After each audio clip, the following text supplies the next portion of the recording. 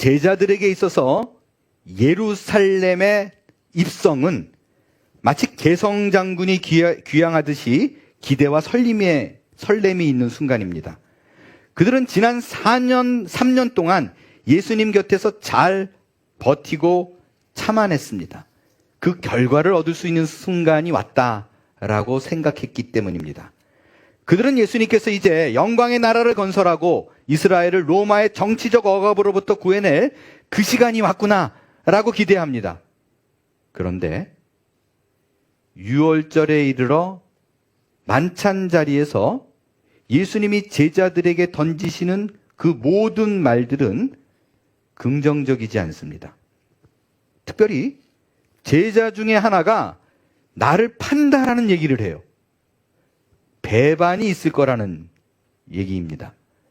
특별히 이 말씀을 하시면서 얼굴에 미간을 찌푸리며 심령이 괴로워하는 티를 확 내면서 너희 중에 누군가가 나를 배신할 것이다 라고 얘기합니다.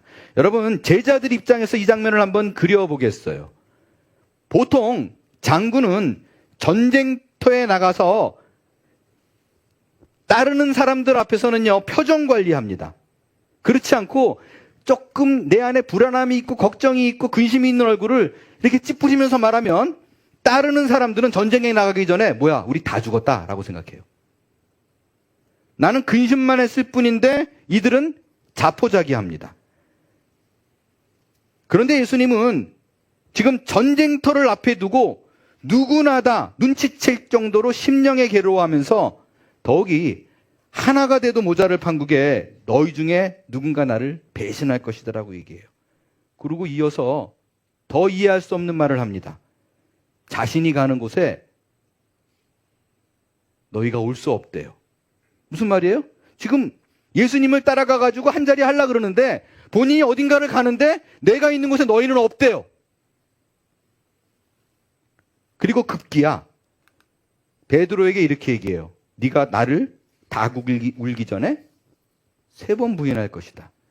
여러분, 이 말을 들었을 때 당사자인 베드로뿐만 아니라 제자들 모두가 큰 충격에 빠졌을 거예요. 왜요? 앞서 우리 어떤 일이 있었어요? 예수님이 12제자들을 가리켜서 너희 중에 누군가 한 명이 나를 팔 거라고 얘기했어요. 근데 예수님이 끝말에 와서 베드로 보고 너는 오늘 밤 네가 나를 3번 부인할 거야 라고 얘기해요. 그럼 제자들은 몽땅 어떤 생각을 해요? 저놈이구나. 너희 중에 누가 나를 팔 거라고 얘기했을 때만 해도요, 서로 누구지 누가 그런 일을 해? 라고 얘기했는데 네가 팔 거야. 그럼 몽땅 베드로 저놈이구나 라고 생각할 거예요. 이게 왜 충격적이냐? 여러분, 지난 3년의 예수님의 사역을 돌이켜봤을 적에 그의 옆에 바짝 붙어서 충성 제일 잘한 사람이 누구예요? 베드로예요. 근데 지금 전쟁터를 앞에 두고 있어요. 예루살렘 입성 코앞에 적진을 타파할 그 앞에 두고 있는데 가장 충성된 자가 배반을 한대요. 총체적 난국입니다. 지금 가장 힘을 내야 할 그 순간에 하시는 예수님의 모든 얘기는 좋은 얘기가 없어요. 그 얘기를 들은 제자들의 표정이 어두워졌습니다. 예수님 보니까 그들의 마음에 근심이 있는 것을 읽으셨어요. 그래서 제자들에게 하는 말씀이 오늘 본문의 1절입니다. 우리 1절을 같이 읽습니다. 시작. 너희는 마음에 근심하지 말라. 하나님을 믿으니 또 나를 믿으라. 여러분, 우리는 이 땅을 살아가면서요, 근심이 없는 사람은 없습니다. 누구나 다 저마다의 문제로 걱정하고 갈등하며 내가 지금 내려야 할 최선의 결정이 어떤 것인가를 고민합니다. 고민 끝에 결정을 내려도 뒤돌아서서 과연 내가 내린 것이 최선의 결과를 낳을 것인가에 대한 확신이 없기에 근심을 합니다. 이런 여러 가지 상황을 살펴보면 근심의 원인, 근심의 이유가 뭐냐라는 생각을 하다 보면 딱 하나가 도출이 돼요. 어떤 문제 때문에 그래요? 미래에 대한 불확실함입니다. 지금 내가 내린 결정이 앞으로 내 미래에 최상의 결과로 내게 주어질 것이라는 확신이 있다면 그 어떤 것도 근심할 이유가 없습니다. 예를 들어볼까요? 어떤 건강한 사람이 큰 병에 걸렸어요. 그러면 근심이 시작이 돼요. 왜 근심을 하냐면요, 이 병이 앞으로 시간이 지날 때 나을 거라는 보장이 없기 때문에 그래요. 하지만 만약에 너무나 확실한 사건이 하나 있어요. 사실이 내가 3년 이내에 이 병이 완전히 치유가 될 뿐만 아니라 이 병으로 인해서 내가 지금까지 겪지 못했던 그 어떤 인생보다도 아름다운 인생이 주어질 것이라고 확신이 되면 근심할 이유는 없어요. 힘들어도 버티면 돼요. 그렇죠? 하던 사업이 망했어요. 도무지 이 어려운 경제적인 상황에서 벗어날 기미가 안 보입니다. 그러면 근심합니다. 그러나 이 사업의 실패 역시 마찬가지예요. 지금은 죽을 만큼 힘들지만 버티다 보면 반드시 이거를 기회로 해서, 계기로 해서 한 번도 자기가 생각지도 못한 또 다른 길이 열리는데 지금까지 평생에 쌓아왔던 것보다도 훨씬 더 좋은 것이 주어져요. 확신해요. 그렇다면 지금 어려운 거 이길 수 있습니다. 그러나 현실을 사는 우리는 달라요. 내 앞에 당면한 모든 문제들마다 이게 어디로 튈지, 어떻게 내게 결과가 주어질지에 대한 확신이 없어요. 그렇기 때문에 오늘 불안해하고 근심하고 걱정하는 것입니다. 본문의 제자들 역시 마찬가지예요. 지금 본인이 기대하고 꿈꾸던 일이 코앞에 와 있는데 갑자기 예수님이 이상한 소리를 해요. 죽는다는 소리를 해요. 누가 배어만 한다는 소리를 해요. 불안해하기 시작합니다. 확신이 안 서는 거예요. 답답한 거예요. 지금까지 승승장구하고 왔는데 한순간에 와르르 무너질 것 같은 걱정이 앞서는 것입니다.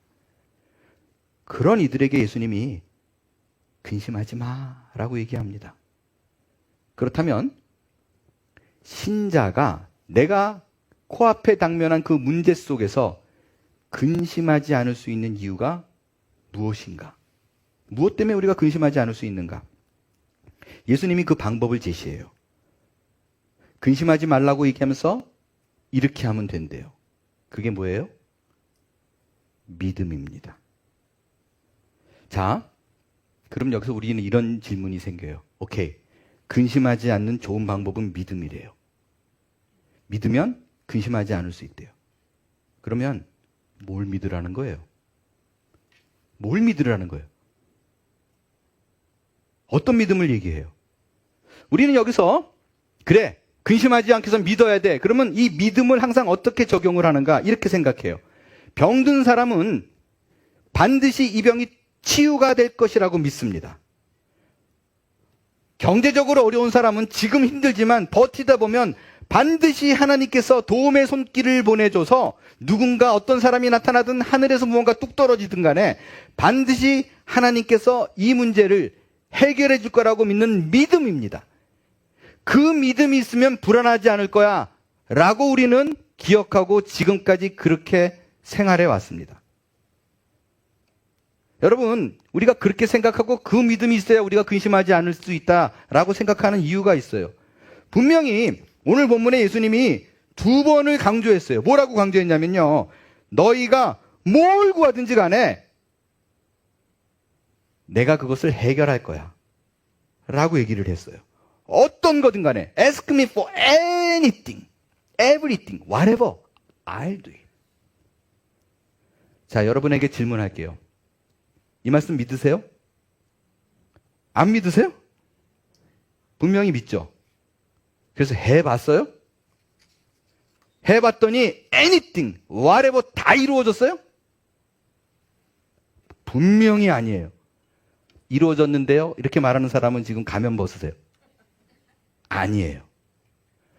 자, 분명히 예수님께서 근심하지 말라, 내가 기도하면 다 이루어질 거야 말했는데 안 이루어져요? 그럼 우리는 생각이 어떻게 돌아가요?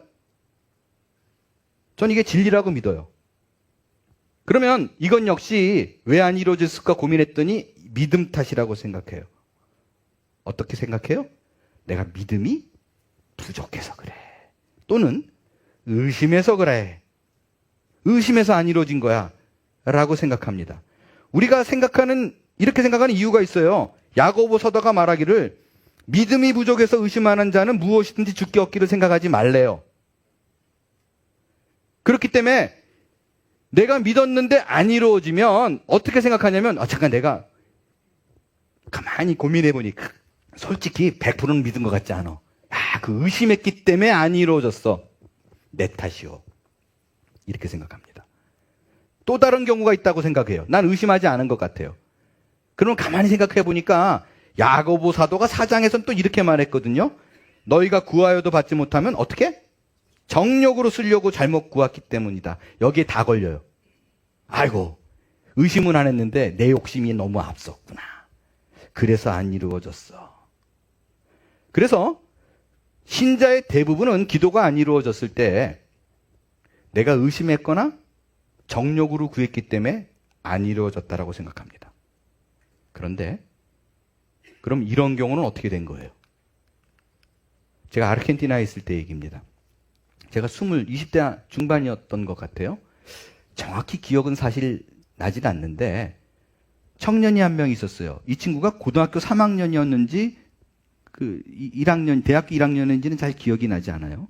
근데 처지가 아주 불쌍했었어요. 부모님 없이 혼자 아르헨티나에 와서 생활을 하고 있었어요. 그러니까 기특하기도 하고 불쌍하기도 하니까 전 교인이 그 아이를 되게 따뜻하게 잘 돌봐줬어요.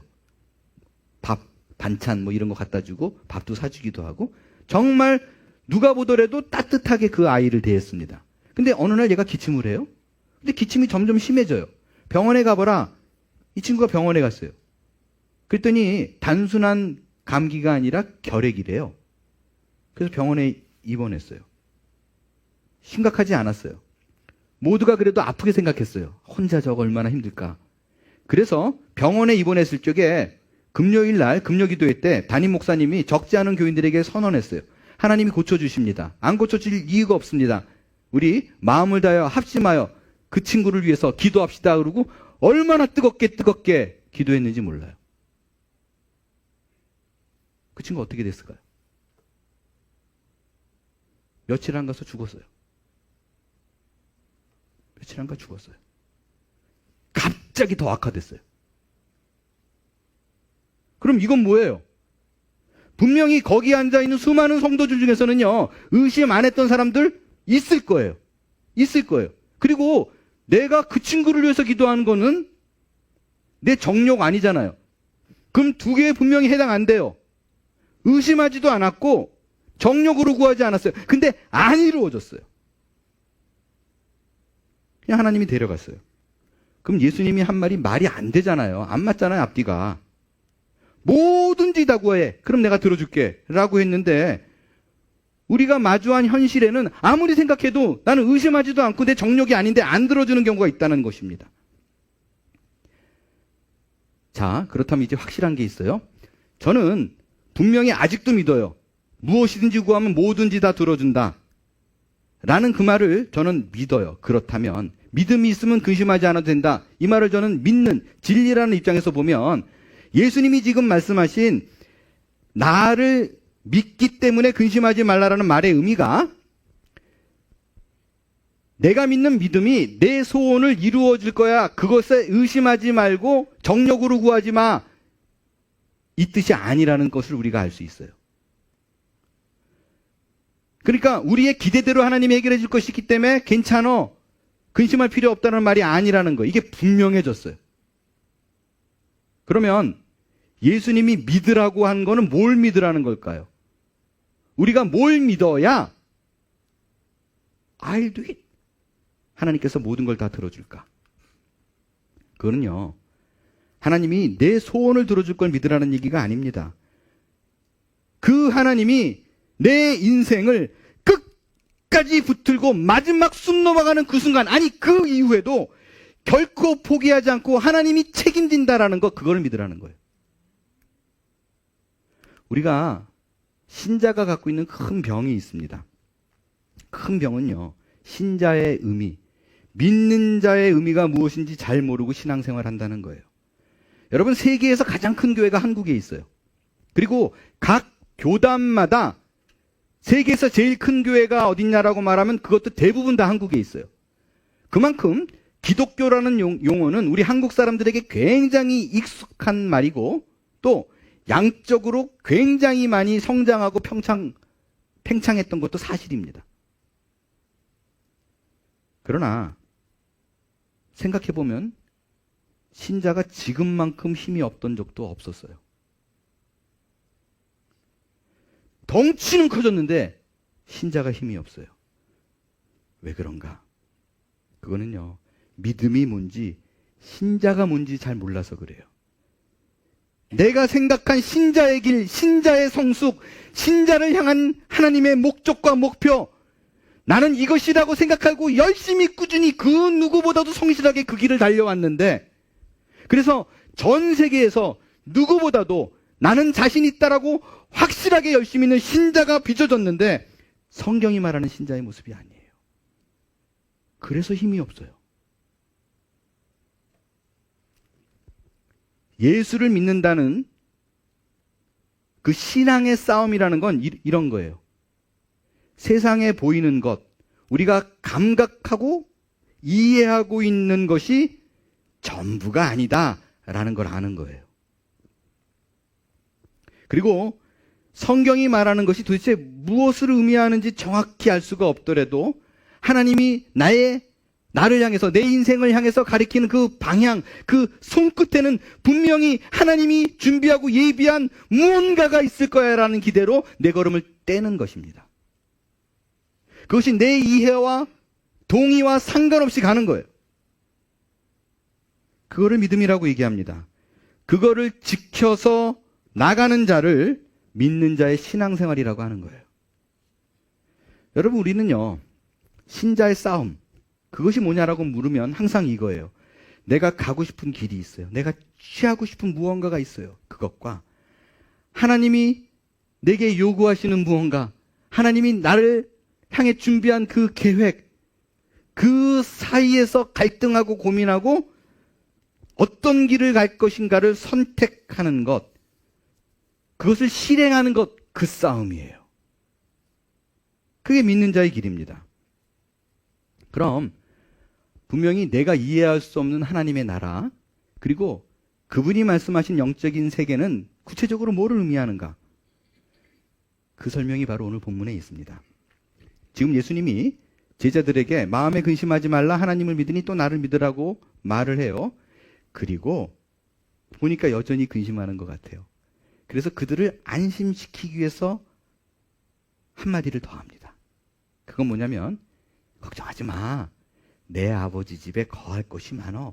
내가 너희를 위하여 그것을 준비하러 나는 갈게 라고 얘기를 해요. 자, 보겠어요. 거할 곳이 많대요. 그러면 거할 곳은 또 뭐예요? 그건 또 어디에 있는 거예요? 여기 그 거할 곳이라는 단어가요, 영어 성경에 보면 맨션이라고 돼 있어요. 이 부흥사들이 예전에 몇십 년 전에 여기 거할 곳이 맨션입니다라고 그럴 적에 우리 한국 사람들은 모조리 어떻게 이해했냐면요, 그때 맨션, 대저택 수준의 아파트들이 막 지어지기 시작했어요. 그래서 부흥사들이 꼭 뭐라고 얘기했냐면, 예수님께서 여러분들을 위하여 대저택을 준비하고 계십니다. 맨션이에요. 이 맨션을 여러분이 소유하려면 어떻게 해야 돼요? 지금부터 열심히 교회에 헌금하십시오. 그 돈의 액수에 따라 집의 사이즈가 달라집니다. 라고 얘기했어요. 지금 그 고개 끄덕거리시는 분도 계시네요. 지금도 그러는 분이 있어요. 그런데 예수님이 말한 그 맨션은, 거할 곳은 대저택을 말하지 않아요. 한국말이 번역 참 잘했어요. 거할 곳이에요. dwelling places. 이 거할 곳이 많도다. 예수님이 떠나면서 그런 얘기를 했어요. 그러면 우리는 지금 대부분의 사람들은 다 이해해요. 그게 뭐를 의미하는지. 예수님이 가가지고 준비하는 곳, 거기는 어디일까요? 이 땅이 아니라 천국이다. 우리가 죽으면 가게 되는 것이다 라고 대부분 다 압니다. 그러나 지금 예수님이 2000년 전에 설교하던 사람들, 이 얘기를 듣는 사람들은 한국 사람이 아니에요. 누구예요? 유대인들이에요. 유대인들은 사후세계에 대한 인식이 거의 없었어요. 내세가 강조된 신앙생활을 했어요. 애프터라이프가 뭔지 몰라요, 그들은. 이 사후 세계에 대한 그 유대교의 사상은요, 그 종파마다 물론 좀 다르기는 해요. 사후 세계를 인정하는 영적인 세계가 있다라는 것을 인정하는 파가 바리새파예요. 바리새파 사람들은 천사도 믿고 내세도 믿고 심판도 믿고 죽은 후에 무언가 있다라고 믿었어요. 사두개파 사람들은 안 그랬어요. 현세가 최고예요. 하나님이 주신 복은 현세에서 주시는 명예요, 권력이요, 부귀요, 영화예요. 그래서 실제적으로 사두세파 사람들은 당시 유대인들의 엘리트들이에요. 그들은 거의 이 세상에서 가질 수 있는 모든 것을 다 쥐고 있어요. 근데 내세를 안 믿어요. 죽으면 끝이에요. 아이러니한 게 있어요. 제사장들, 대제사장들의 대부분이 바리새파가 아니에요. 사두개인들이에요. 내세를 인정하지 않아요. 죽으면 끝이라고 생각하는 사람들이 제사장들이었었어요. 그러면 그들은 속죄 제사를 드리잖아요. 제물을 잡아서 죄 용서하잖아요. 이건 무슨 의미가 있어요? 그들은요, 죄를 용서함 받아서 내가 천국 간다는 개념이 없어요. 내가 지금 복을 받으려면 지금의 죄가 없어져야 돼요. 그래서 지금의 죄를 사하소서, 하나님과 내 사이가 깨끗하게 해줘서 지금 내게 복을 쏟아주소서라는 의미로 속죄 제사를 지냈던 것입니다. 그러니까 당시 유대인들은 파가 갈라져 있기 때문에 지금 우리처럼 죽으면 천국, 이런 사후세계에 대한 개념이 거의 없어요. 그래서 제자들이 더 헷갈려 한 거예요. 나는 간다, 거처를 예비한다 그랬더니 위로 생각 못 하는 거예요. 그럼 여기서 어디를 간다는 거지? 이게 죽음을 의미하는 거로 전혀 생각지 못하는 것입니다. 자, 그러면 우리는 알잖아요. 거처를 예비한다, 처소를 예비한다는 것이 천국이라는 거. 알고 있는 여러분에게 질문할게요. 우리는 죽음은 가게 되는 곳이 있어요. 어디로 믿어요? 천국이에요. 그러면 그 천국은 어떤 곳이에요? 성경에 보니까 눈물도 없고 근심도 없대요. 그러니까 그게 어떤 곳이냐고요. 그게 무슨 말이에요? 한숨이 없다. 이게 무슨 말이에요? 여러분, 이 천국에 대해서 예수님이 설명한 건 우리가 결코 이해하기가 쉽지 않습니다. 그리고요, 성경을 자세히 한번 다시 들여다보세요. 영적인 얘기든 무슨 얘기든 예수님 얘기 잘 들어보면 앞뒤가 하나도 안 맞아요. 앞에서는 이 얘기했고 뒤에서는 또 이 얘기해요. 안 맞아요. 볼까요? 자, 우리는 다시 오실 예수님을 믿어요. 아멘? 저도 믿어요. 그런데 사도 바울이 뭐라고 얘기했냐면요, 믿음이 있는 자는 이미 예수 그리스도가 내 안에 있대요. 너희는 믿음 안에 있는가? 그거 확증하라. 확실히 믿어라. 예수 그리스도께서 너희 안에 계신 줄을 너희가 알지 못하느냐? 이거 못 믿으면 불신자다, 버림받은 자다. 여러분, 예수님은 우리 안에 계신데요. 근데 우리는 지금 뭐라고 얘기했어요? 다시 오실 예수님을 믿는데요. 그럼 여기 있는 예수님은 뭐예요? 여기 있는 예수님은 뭐세요? 이 안에 계시니까 이제 기다릴 필요 없죠? 그렇잖아. 이미 내 안에 계시는데 누굴 기다려요? 한 가지 더 질문할까요? 예수님이 내 안에 계신데요? 그런데 17절에 보니까 보혜사 성령님을 언급하면서 그가 우리와 함께 거하고 우리 속에 계신데요. 요한 1서에서도요, 성령 하나님이 내 안에 계신데요. 이게 헷갈리기 시작했어요. 그러면 예수님도 내 안에 있고 성령님도 내 안에 있어요. 그러면 예수님은 어디 계시고 성령님은 어디 계실까요? 예수님은 심장에 있고 성령님은 폐에 있어요? 그러면 누군가가 폐 수술해가지고 하나 잘라내면 그 다음부터 성령님은 방이 급격히 좁아졌어요? 비좁은 데 모시고 있나? 여러분 이런 고민 안 해봤나요? 저만 고민했었나요? 저는 무지하게 이것 때문에 힘들었었어요. 두 분이 다 안에 계시는데 어디 계시냐는 거예요. 두 분이 다 나한테 있는데 왜 올 걸 기다려요? 여러분, 이런 것이 정립이 안 돼 있으면요, 다시 말씀드리지만 내가 믿고 싶은 대로 믿는 거예요. 성경대로 믿는 게 아닙니다. 또한 이런 모든 부분들이 내 안에 머릿속에 들어와 있는데 정립이 안 되니까 예수님이 하는 말이 앞뒤가 안 맞다라고 생각이 내 안에 갇혀 있어요. 그래서 무슨 말을 했는데 이건 또 무슨 뜻일까라고 해서 그 말이 확신이 안 서는 거예요. 그래서 하나님이 내게 하신 일, 그것이 주께서 하셨다 이 믿음이 없는 거예요. 이 믿음이 없기 때문에 근심이 오는 것입니다. 오늘 이 문제를 좀 정리해 보겠어요. 여러분들 왜 도대체 성경을 읽어도 무슨 말인지 모르겠고 목사님이 아무리 설명해도 이해가 안 되는가? 이게 논리적으로 해석이 안 되는가? 그거는요.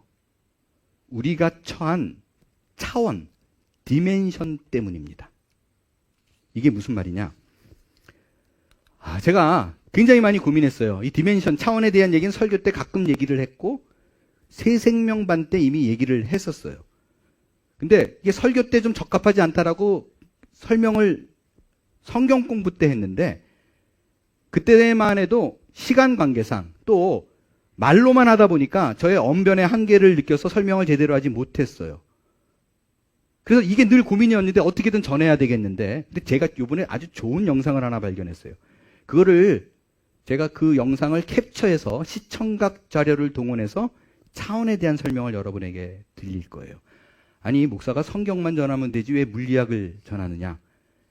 저는 개인적으로 이런 해결되지 않는 모든 문제가 너무너무 고민됐는데 이것이 신앙적으로 그냥 어슴풀에 믿는 것이 아니라 과학으로 물리학으로 정리가 되고 나서는 너무나 편해졌어요. 그래서 오늘 시간이 가더라도 여러분에게 이 차원에 대한 얘기를 전해드릴 거예요. 요한복음은 너무 어려워요. 그래서 이게 여러분 베이직으로 딱 정리가 되지 않으면 나머지 얘기가 다 이해가 되지 않아요. 온라인으로 들으시는 분도요, 이 부분 꼭 들으셔야 돼요. 그렇지 않고 정리가 안 되면 나머지는 그냥 무슨 말인데 이해가 되지 않고 그냥 세뇌시키는 거가 될 거예요. 자, 차원에 대한 설명을 드릴게요. 온라인으로 지금 들으시는 분은 꼭 영상을 보시기 바랍니다. 우리는 차원을 알고 있어요. 우리가 이해하고 있는 차원은 0차원에서 4차원이에요.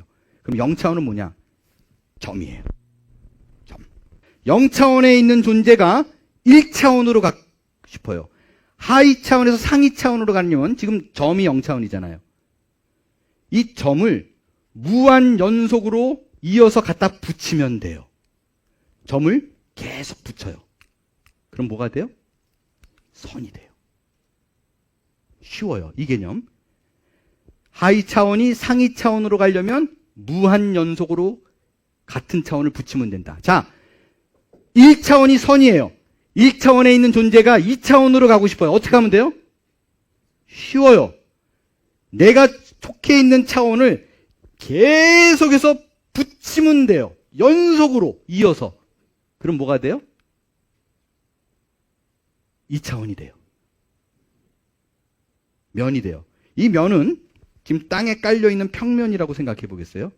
2차원에 있는 존재가 3차원으로 가고 싶어요. 어떻게 하면 돼요? 평면을 계속 위에다 쌓아서 붙이면 돼요. 그러면 3차원이 돼요. 이해되시죠? 이 3차원에 와서 이제 비로소 우리가 지금 존재하고 있는 공간이에요. 3차원에 들어서면 이제 위도 있고 아래도 있고 옆도 있고 이런 게 생겨요. 우리는 이 안에 거하고 있어요.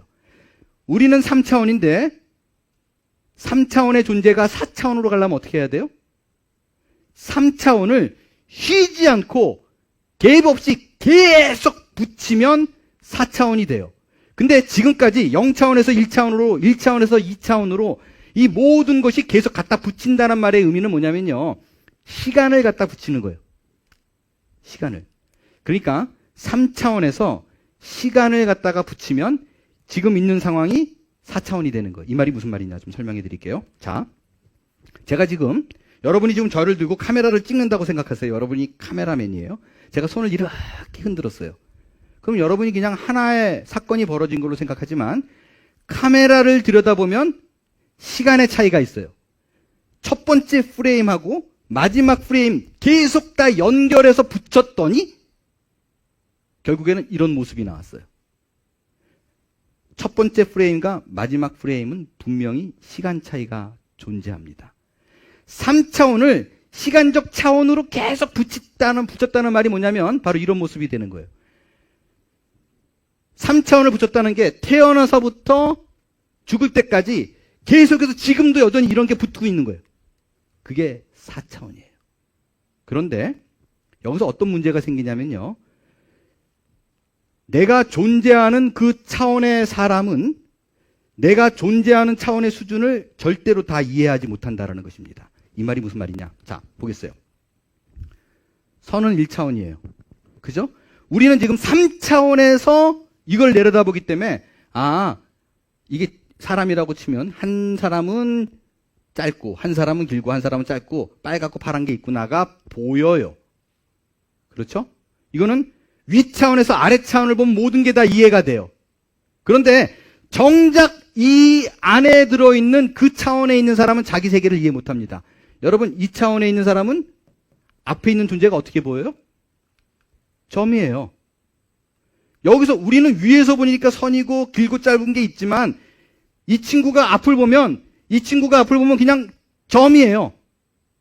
돌아봐도 노란 점이고 앞으로 봐도 점이에요. 길고 짧은 인식이 없어요. 자, 보겠어요? 2차원이 있어요. 누군가는 원이고 누군가는 별이고 누군가는 오각형이에요. 우리는 2차원이기 때문에 위 차원에서는 아래 차원이 다 이해가 돼요. 동그라미가 보이고 별이 보이고 오각형이 보여요. 근데 여기서 이렇게 2차원에 있는 사람이 이걸 보면 어떻게 보여요? 그냥 이렇게 보여요. 그냥. 자, 원은 작은 원, 별은 좀 긴 선. 이거는 그냥 여기서 보면 원과 별과 오각형이 안 보여요. 2차원을 다시 한번 생각해 볼게요. 2차원은 이건 공간이 없어. 위가 없는 개념이에요. 그냥 평면이에요. 이게 사람이에요. 룰루랄라 그러고 자기 집에 들어왔어요.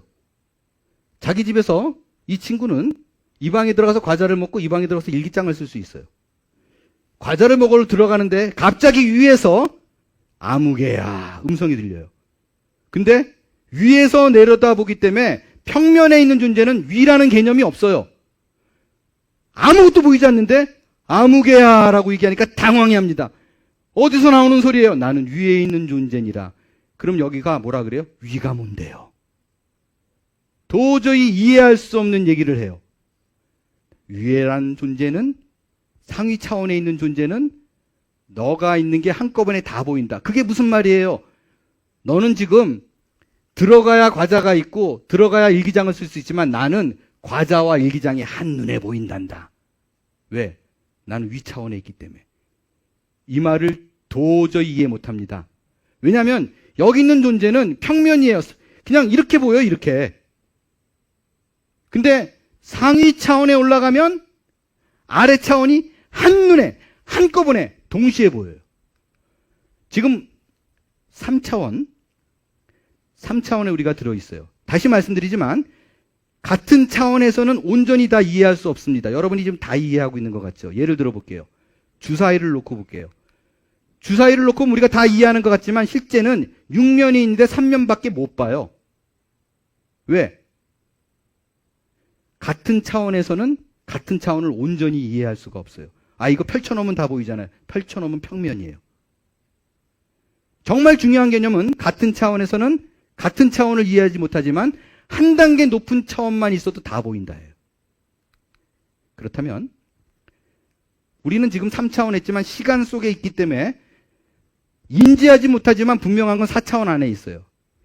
그렇다면 이게 4차원의 그림이에요. 태어날 때부터 죽을 때까지 있어요.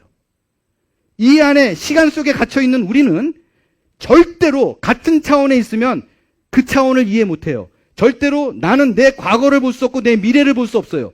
그러나 4차원에서 한 차원만 더 위로 올라가면 다 보여요. 한 차원만 올라가면 시간을 벗어나는 존재가 되면 태어나서부터 죽을 때까지가 다 보여요. 이게 바로 하나님께서 시간 위에 있다는 개념이에요. 우리는 하나님이 과거도 없고 미래도 없고 현재도 이게 무슨 말이냐 우리는 이해가 안 돼요. 같은 차원에 있는 존재는 같은 차원을 이해할 수 없어요. 그러나 하나님은 다 보인다는 거예요. 우리는 시간 속에 묶여 있어서 과거가 있고 현재가 있고 미래가 있지만 이거는 신앙이 아니라 과학이에요. 한 차원만 올라가면 다 보여요. 다 할 수 있어요. 그 영화가 바로 인터스텔라예요. 인터스텔라는 공상과학 영화가 아니라 이런 물리학을 기반으로 만든 영화예요. 여기서 아빠가 어떻게 해요? 아빠가 자기 딸, 그러니까 이 공간 속으로 들어가서, 차원의 공간 속으로 들어가서 자기 딸이 있는 과거도 갈 수 있고 현재도 갈 수 있고 미래도 갈 수 있고 그 테서렉트라는 그 공간 속에서 다 함께 봐요. 인터스텔라가 과학 영화입니다. 여러분, 지금 이게 예수님이 제자들에게 갖는 안타까움이에요. 예수님은 차원 밖에 계신 분이에요. 그래서 다 알아요. 제자들이 지금 고민하고 걱정하고 근심하지만 제자들의 태어났을 때부터 지금 현재와 십자가에 달려 죽을 것과 그 이후까지 다 한눈에 볼 수 있어요. 근데 설명이 안 돼요. 설명이 안 돼요. 인류가 발견한 차원이 과학적으로 11차원까지래요. 이해 못해요. 그런데 하나님은, 예수님은 11차원이 아니라 무한 차원에 계세요. 다 보이고 다 알아요. 하지만 그는 지금 어마어마한 상위 차원에 계신 분이 3차원이라는 인간의 차원에 갇혀서 그 몸을 입고 있어요. 그래서 그들에게 자기가 알고 있는 것을 설명을 하는데 2000년 전이에요. 언어가 딸려요. 말해도 못 알아들어요. 테서렉트라는 걸 알아요? 여러분들 아는 사람 많이 없을 거예요. 차원의 공간 속에 있는 문 뭐 이런 거. 설명할 방법이 없어요. 그래서 무슨 말을 하든 앞뒤가 자꾸 안 맞는 거예요. 그래서 우리가 처하게 될 미래를 우리가 이해할 수 있는 장소의 개념으로 설명한 것뿐입니다. 그렇게 당시 예수님이 제자들에게 하고 싶은 말은요, 처소를 예비하러 가라는 게, 야, 그 처소는 진짜 좋아, 아름다워, 보석이 있어, 이 말을 하고 싶은 게 아니에요. 그가 전하고 싶은 말은 단 하나입니다. 나는 이미 너희의 모든 것을 다 알고 있어. 설명은 안 돼.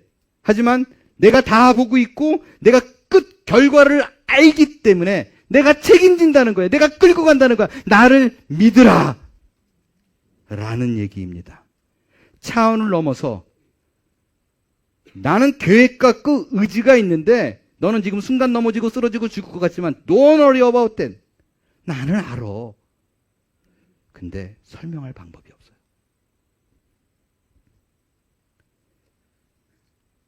이미 내가 다 준비해 놨다.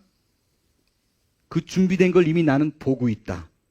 그러니 안심하라. 내가 너를 책임진다. 그 말이 바로 처소를 예비한다 라는 말입니다. 그런데 제자들의 입장은 달라요. 무슨 말인지 하나도 이해 못한다니까요. 지금 이 순간밖에 몰라요. 그래서 빌립이 얘기 듣고 기껏 한다는 소리가, 그러니까 하나님 보여달라고요. 보지 못해서 못 믿겠다는 거예요. 왜냐하면 그들은 두려운 거예요.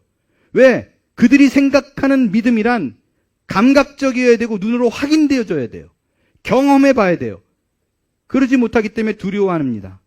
그러나 여러분, 이 차원이 다른 세계의 얘기는요, 봐도 이해 못해요. 그리고 우리 수준으로 해석하기 때문에 절대로 내 머릿속에 남지 않습니다. 그래서 못 믿는 거예요. 그래서 아무리 설명해도 안 되고 아무리 보여줘도 안 되기 때문에 히브리 기자가 이렇게 얘기합니다.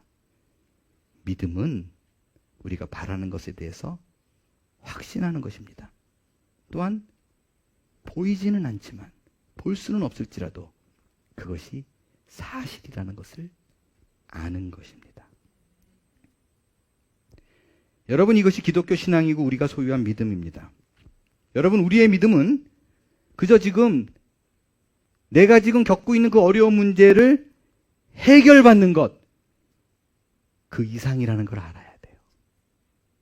끝으로 예수님은 분명히 우리가 무엇을 구하든지 간에 다 이루어진다고 약속했어요. 왜 안 이루어지는가에 대한 부분을 말씀을 드리고 마칠 것입니다. 예수님은 분명히 무엇을 구하든지 내가 행한다라고 얘기했어요. 근데 여기서 우리가 미처 못 보는 게 있어요. 하나의 조건이 붙습니다. 그게 뭐예요? 맞아요. 내 이름으로 입니다. 여러분, 그분의 이름으로 구하라 라는 말의 의미는 내 소원을 예수님의 이름을 갖다 붙이면 다 들어주니까 그거를 방법 삼아라 라는 말이 아닙니다. 내 이름으로 라는 말의 의미는 그분의 이름에 걸맞게 라는 뜻입니다. 그분이 결제를 하는 분이기 때문에 그분의 뜻에 합하게 라는 뜻이에요. 그렇기 때문에 우리의 기도는 내 소원을 구하는 자리가 아니라 그 자리를 통해서, 그 기도의 자리를 통해서 하나님의 뜻을 아는 자리입니다. 그분의 음성을 듣는 시간이고 그분의 능력을 있는 자리입니다. 만일 우리가 그 기도를 통해서 내 이름이라는 의미를 분명히 깨달아 하나님의 뜻을 구하는 위치까지 갈 수만 있다면, 우리의 영적인 성숙이 거기까지만 이룰 수 있다면 우리 기도가 세상적이지 않고 하늘의 것을 밝히 보게 될 것이에요.